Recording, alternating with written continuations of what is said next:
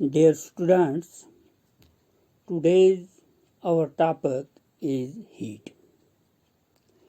ये जो हीट है यानी हरारत, ये टॉपिक हम पहले भी पढ़ चुके हैं।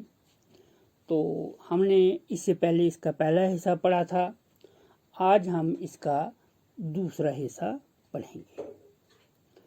तो एज आई से व्हाट इज़ द हीट, तो मैंने ये कहा था कि भी हीट क्या चीज़ होती है। हीट को अगर हम डिफाइन करें तो हम ऐसा कहेंगे, it is a form of energy which makes any object hot. तो उसके बाद हमने टेम्परेचर के बारे में पढ़ा था। टेम्परेचर के बाद हमने दो किस्म के थर्मामीटर के बारे में पढ़ा था, क्लिनिकल थर्मामीटर और लेबोरेटरी थर्मामीटर। ये तो आपको अच्छे तरीके से याद होगा। जो क्लिनिकल थर्मामीटर है वो हम घरों में ह्यूमन बीइंग का टेम्परेचर यानी कि हरारत देखने के लिए काम में लाते हैं। तो लेबोरेटरी जो थर्मामीटर है तो वो हम लेबोरेटरीज में इससे काम लेते हैं। तो उसके बाद आज हम कुछ और ऐसी चीज़ें पढ़ेंगे हीट में जो कि आपने शायद इससे पहले नहीं पढ़ी हैं। तो सबसे पहले हम क्या लेंगे, सी ब्रीज। ये भी एक हीट का एक हिस्सा है। सी ब्रीज यानी बहरी लहरें। तो हवा जो समुद्र से आती है तो उसको हम क्या कहते हैं, सी ब्रीज। तो ये जो सी ब्रीज है, एज आई से the sea breeze during the day the land heat up faster than the sea. Warm air above the land rise and cold air from sea takes its place. Warm air from the land move towards the sea to complete the cycle. It produces a sea breeze from the sea to the land. तो मैं आपको ऐसे बताऊं कि जो sea breeze होती हैं वो दिन के वक्त जो हमारी लैंड है, जो हमारी ज़मीन है, ये बहुत जल्दी सूरज की गर्मी से गर्म हो जाती है बनिस्बते सी के, समुद्र के। तो फिर क्या होता है कि जो गर्म हवाएं हैं तो वो ऊपर उठती हैं। ऊपर उठने के बाद, हवा में ऊपर उठने के बाद वो चली जाती हैं कहाँ, from sea it takes place. तो वो समुद्र के ऊपर की लहरों के ऊपर चली जाती हैं। तो वहाँ से क्या होता है कि जो सर्द लहरें होते हैं वो हमारी ज़मीन की तरफ, लैंड की तरफ आ जाती हैं। तो ये कब होता है, ड्यूरिंग द डे। इस सिस्टम को हम क्या कहते हैं, सी ब्रीज। सी ब्रीज के बाद दूसरी जो चीज़ है उसको हम कहते हैं लैंड ब्रीज, यानी बहरी हवाएं। तो बरी और बहरी ये दो चीज़ें होती हैं। तो at night the land cool faster than sea. तो इससे क्या होता है कि रात के वक्त जो ज़मीन है वो समुद्र के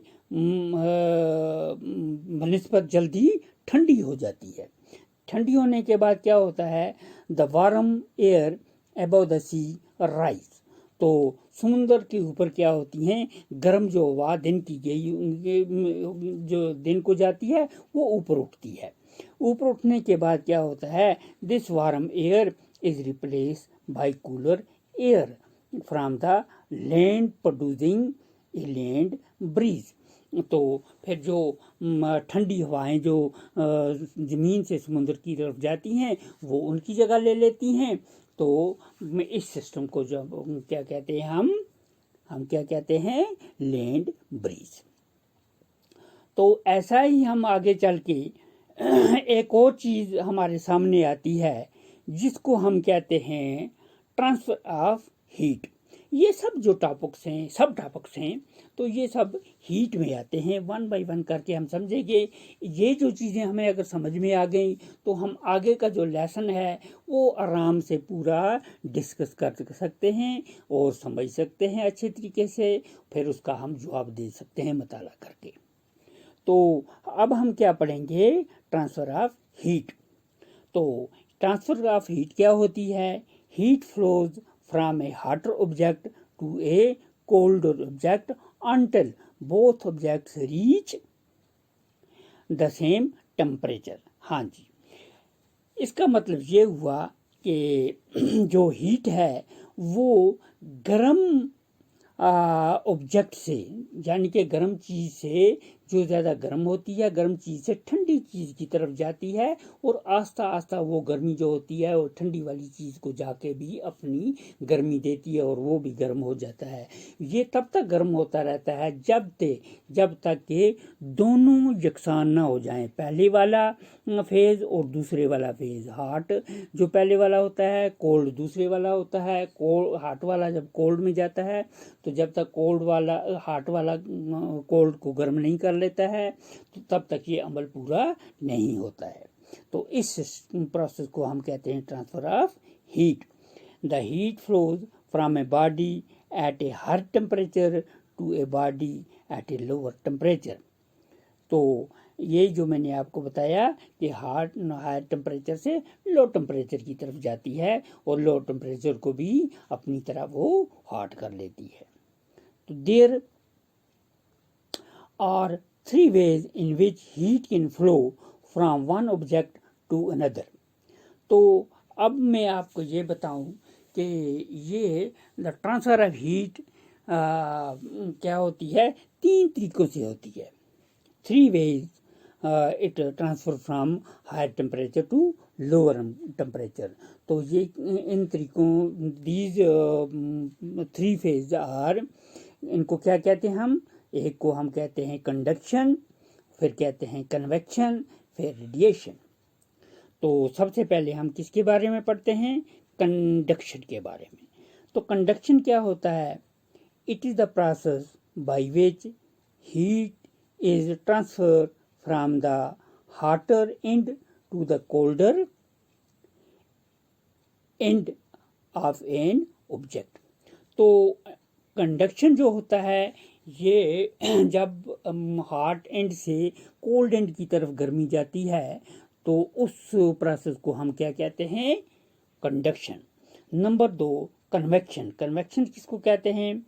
it is the flow of heat through a liquid. हाँ, ये जब हीट का फ्लो जब जाता है थ्रू लिक्विड, तो लिक्विड से जाके जब ये गर्म चीज़ जाती है थ्रू लिक्विड, तो ठंडी चीज़ को गर्म कर देती है। इस प्रोसेस को हम क्या कहते हैं? Convection. As I say it is the flow of heat through a fluid from place of the higher temperature to a place of lower temperature by movement of the fluid itself। तो तीसरे number पे आती है radiation. तो radiation क्या होती है? It is the mode of transfer of heat in which energy is directly transferred from one place to another. तो इसमें किसी चीज़ की, किसी मीडियम की कोई ज़रूरत नहीं पड़ती है, खासकर रेडिएशन में। ये डायरेक्ट प्रोसेस है। जैसे कि हम सूरज से गर्मी लेते हैं, सूरज से हमारे तक जब गर्मी पहुंचती है, ये डायरेक्ट प्रोसेस है। तो इस प्रोसेस को हम क्या कहते हैं? रेडिएशन। तो it does not need any material medium. तो इसके लिए हमें किसी मीडियम की ज़रूरत नहीं पड़ती है। ये जो चीज़ें हैं ये हम समझने के बाद हम आगे का जो हमारा लेसन है तो वो हम अच्छे तरीके से इसको डिस्कस कर सकते हैं।